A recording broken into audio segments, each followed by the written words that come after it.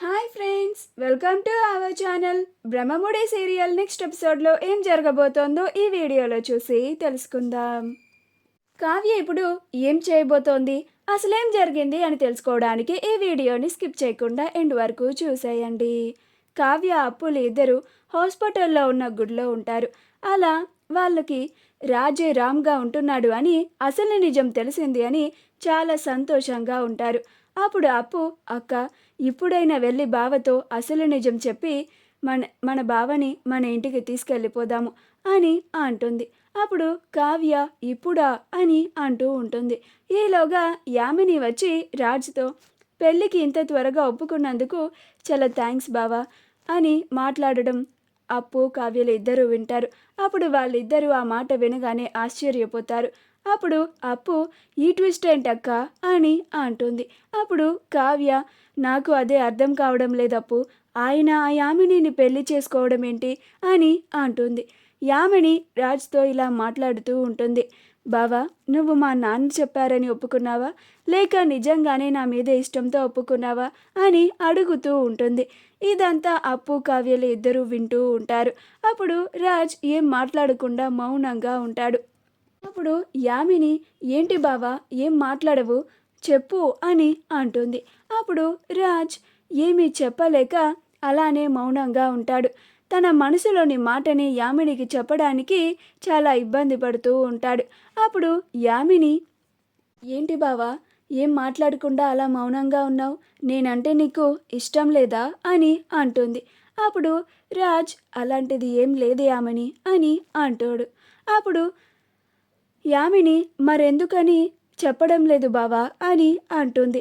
నువ్వు ఇది నిజంగానే మా నాన్న అడిగారనే బలవంతంగా ఒప్పుకున్నావు కదా అని అంటుంది. అప్పుడు రాజ్ అలాంటిది ఏమీ లేదని చెప్పాను కదా యామిని అని అంటాడు. అప్పుడు యామిని, లేదు బావా నాకు అర్థమైపోతోంది, నువ్వు మా డాడ్కి హెల్త్ బాగోలేదని ఆయన చివరి కోరికగా నిన్ను అడిగారనే నువ్వు ఈ పెళ్ళికి ఒప్పుకున్నావని నాకు క్లారిటీగా అర్థమైపోతుంది. నేను ఇప్పుడే వెళ్ళి మన పెళ్ళిని క్యాన్సిల్ చేసేస్తాను. నువ్వు ఇలా ఇంత ఇబ్బంది పడుతూ నన్ను పెళ్లి చేసుకోవడం నాకు ఇష్టం లేదు బావా. నువ్వు నన్ను ప్రేమించి నన్ను ఇష్టంగా పెళ్లి చేసుకోవాలి. నిన్ను ఇబ్బంది పెడుతూ నేను నిన్ను పెళ్లి చేసుకోలేను బావా. నీకు ఇష్టం లేని పని నేను ఏదీ చేయను అని అంటుంది. అప్పుడు రాజ్ ఇప్పుడు వెళ్ళి ఎక్కడ యామిని వాళ్ళ నాన్నకి పెళ్ళి క్యాన్సిల్ చేయమని చెప్తోంది అనే భయంతో, అలాంటిది ఏం లేదు యామిని, నేను ఇష్ట ప్రకారమే ఈ పెళ్ళికి ఒప్పుకున్నాను అని అంటాడు. అప్పుడు యామిని, మరెందుకని బావా అంత అన్కంఫర్టబుల్గా ఫీల్ అవుతున్నావు అని అంటుంది. అప్పుడు రాజ్ మళ్ళీ ఏం మాట్లాడడు. అప్పుడు యామిని రాజ్ని హక్ చేసుకొని, నువ్వంటే నాకు ప్రాణం బావా, నువ్వు లేకుండా నేను బ్రతకలేను, ఐ లవ్ యూ బావా అని అంటూ ఉంటుంది. అప్పుడు రాజ్ యామిని తనని హత్తుకోవడం వల్ల తను చాలా అన్కంఫర్టబుల్గా ఫీల్ అవుతూ ఉంటాడు. యామినిని తన చేతులతో విదిలించుకుంటాడు. అప్పుడు యామిని, ఏంటి బావా నేను నిన్ను హక్ కూడా చేసుకోకూడదా అని అంటుంది. అప్పుడు రాజ్, అలా ఏం లేదు యామిని, నేను చెప్పాను కదా, కాసేపు నన్ను ఒంటరిగా వదిలే అని అంటాడు. అప్పుడు యామిని, ఏంటి బావా మన పెళ్ళికి ఆలోచించుకోవడానికి నీకు టైం కావాలా, నా కళ్ళల్లోకి చూసి చెప్పు, నీకు నిజంగానే టైం కావాలి అంటే నేను మన పెళ్ళిని పోస్ట్పోన్ చేస్తాను అని చెప్తున్నాను కదా, నువ్వు నా కళ్ళ ముందు ఇంతలా ఇబ్బంది పడడం నేను చూడలేకపోతున్నాను అని అంటుంది. అప్పుడు రాజ్, ఏం అవసరం లేదు యామిని అని అంటాడు. అప్పుడు యామిని ఇంకా అక్కడి నుంచి కొంచెం పక్కకి వెళ్తుంది. రాజ్ ఆలోచిస్తూనే ఉంటాడు. యామిని రాజ్ ఆలోచించడం చూసి, బావా నాకు తెలుసు నువ్వు ఆలోచనల్లో పడ్డావని, నీకు ఇప్పుడే నన్ను పెళ్లి చేసుకోవాలని లేదు అని కూడా నాకు తెలుసు, కానీ తప్పడం లేదు. నువ్వు ఆ కావ్యతో చాలా సంతోషంగా మాట్లాడడం చూసి ఆ కావ్య ఎక్కడ నిన్ను తీసుకెళ్ళిపోతుందేమో అన్న భయంతో ఇప్పటికి ఇప్పుడు ఇంత నాటకాన్ని వేసి నిన్ను అర్జెంటుగా పెళ్ళికి ఒప్పించాల్సిన పరిస్థితి వచ్చింది.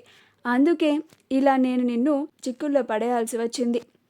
సారీ బావా, కానీ ఎప్పటికైనా నేను మాత్రమే నీకు భార్యని, ఇంకా ఎవ్వరూ నీకు భార్యగా ఉండకూడదు.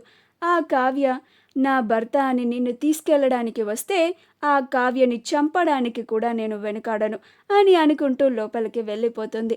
ఇదంతా విని కావ్య అప్పులు ఆశ్చర్యపోతారు. కావ్య కన్నీళ్లు పెట్టుకుంటూ ఉంటుంది. అప్పుడు అప్పు, అక్క బాధపడకక్క, చూస్తుంటే ఆ యామిని మళ్ళీ ఏదో నాటకం వేసి బావని బలవంతంగా పెళ్ళికి ఒప్పించినట్లుగా అనిపిస్తోంది అని అంటుంది.